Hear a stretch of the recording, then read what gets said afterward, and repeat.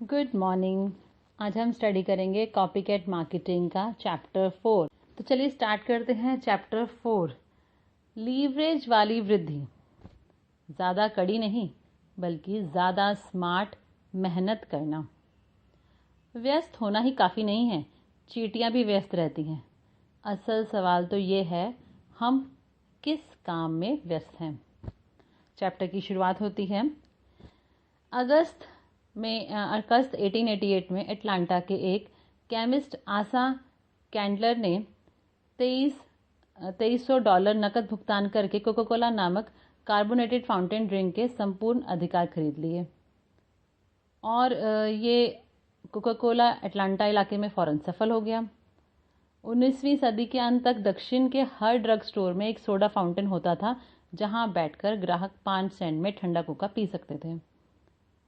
उसके बाद कैंडलर ने एक ऐतिहासिक निर्णय लिया। उसने लीवरेजिंग के एक अनूठे रूप का इस्तेमाल करके कम समय और कोशिश से ज़्यादा पैसा बनाया। कैसे? बॉटलिंग करके। उसने कोका कोला की बॉटलिंग की। कोक को बोतल में बेचने के कैंडलर के निर्णय के पीछे एक दिलचस्प कहानी है, वो अभी इसमें हम जिक्र नहीं करेंगे।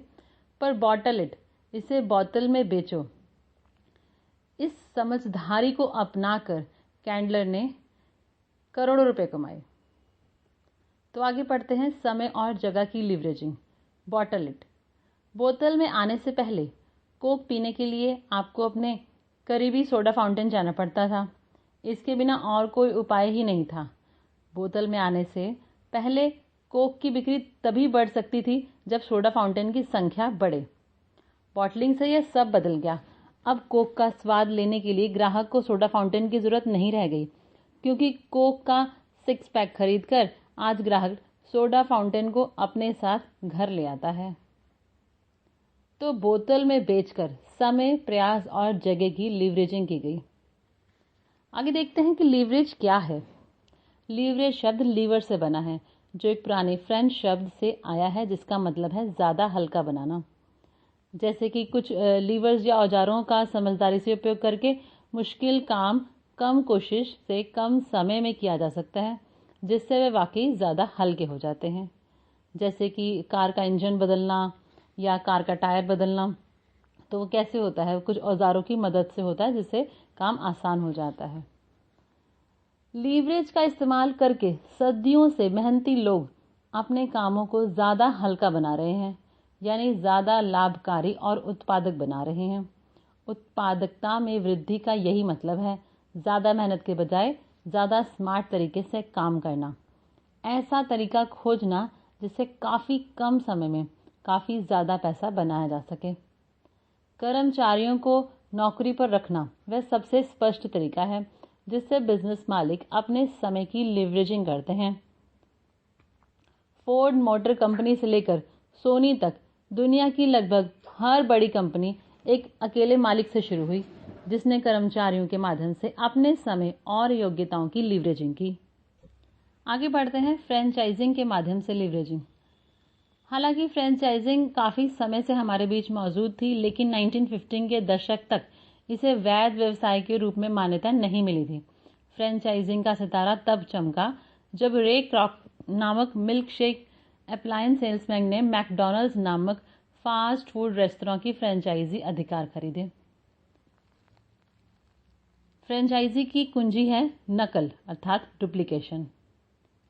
इसलिए उन्होंने एक त्रुटि रहित सिस्टम बनाया, जिससे सफल फ्रेंचाइजी का एक छोटा विवरण भी लिखा। इस तरह से उसने बहुत गहरा शोध करके ये फ्रेंचाइजी सिस्टम तैयार किया। फ्रेंचाइजी की अवधारणा आज इतनी कारगर इसलिए है क्योंकि ये बहुत सरल है, बेहद सरल। ये आदर्श जीत स्थिति होती है, जिसमें फ्रेंचाइजी देने और लेने वाले दोनों को ही फायदा होता है। क्योंकि फ्रेंचाइजी लेने वाले को कभी ये सोचना नहीं पड़ता कि सिस्टम किस तरह से क्रिएट करना है। उसको जैसा ही फ्रेंचाइजी मॉडल मिलता है, उसको हूबहू डुप्लीकेट करना होता है, उसी की कॉपी करनी होती है। आगे देखते हैं हम सितारों का डुप्लीकेशन नहीं किया जा सकता। मीन्स जो भी सिंगर होते हैं, सुपरस्टार्स होते हैं, वो अपने टैलेंट की वजह से कमाते हैं। इसलिए उनका डुप्लीकेशन नहीं हो सकता। अगर आप चाहें कि हम अमिताभ बच्चन का कोई डुप्लीकेशन हो सकता है, नहीं हो सकता है। तो उन्होंने जो कमाया है, जो सफलता हासिल की है, वो उनकी अपनी निजी क्वालिटी है, उसको हम इस तरह से डुप्लीकेट नहीं कर सकते। आगे देखते हैं शून्य से शिखर तक। क्या डुप्लीकेशन के माध्यम से समय और पैसे की लीवरेजिंग की अवधारणा कारगर है? इस सवाल के जवाब के लिए आपको तो बस ये देखना होगा कि पिछले 50 सालों में फ्रेंचाइजिंग के क्षेत्र में क्या हुआ। जिस समय रे क्रॉक ने अपने सिस्टम को डुप्लीकेट करना शुरू किया, उस वक्त ज़्यादातर लोग फ्रेंचाइजिंग को स्कैम मानते थे। अमेरिकी सांसद ने तो इसे गैर कानूनी घोषित करने की भी कोशिश की थी। विडंबना देखिए, फ्रेंचाइजिंग की अवधारणा तब से अब तक कितनी ज़्यादा बदल चुकी है। विशेषज्ञों का अनुमान है कि आज अमेरिका में 34 से 60% वस्तुएं व सेवाएं फ्रेंचाइजिंग के माध्यम से डिस्ट्रीब्यूट होती हैं। तो फ्रेंचाइजिंग की अभूतपूर्व सफलता के पीछे नकल या डुप्लीकेशन की अवधारणा का महत्वपूर्ण योगदान है। मान लें फ्रेंचाइजी जैसी कोई ऐसी अवधारणा होती जिसकी शुरुआती लागत सिर्फ कुछ रुपए होती या कुछ लाख रुपए होती, तो कभी इतिहास के सबसे अमीर लोगों के पास दौलत बनाने की जो सिस्टम था, आज आम आदमी उसकी नकल कर सकता है, क्योंकि आज इस तरह की फ्रेंचाइजी सिस्टम उपलब्ध है। आज ऐसा तरीका है जिससे आप एक बार काम करके उसका 1000 बार भुगतान ले सकते हैं, बजाय इसके कि आप मौजूदा सिस्टम में 1000 बार काम करके सिर्फ एक बार भुगतान लें।